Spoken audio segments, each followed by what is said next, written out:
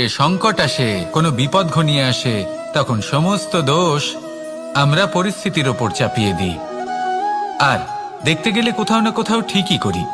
এই পরিস্থিতি প্রত্যেক দিনের মতো পাল্টাতে থাকে, কিন্তু এই দিন, এই রাত, এমন কেউ আছেন যিনি এর ওপরেও নিয়ন্ত্রণ সাধন করেন, আর তিনি হলেন সূর্য। ঠিক সেই রকমই আমাদের জীবনেও সূর্য হলো এই মন। যদি এই মনের উপর আমরা নিয়ন্ত্রণ করতে পারি, তাহলে আমরা জীবনকেও নিয়ন্ত্রণ করতে পারবো। প্রথমে এই মনের রাজা হয়ে উঠতে হবে।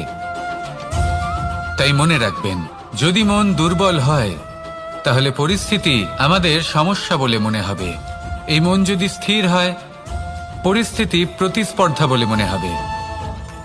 আর এই মন যদি শক্তিশালী হয়ে ওঠে, তাহলে যে কোনো পরিস্থিতি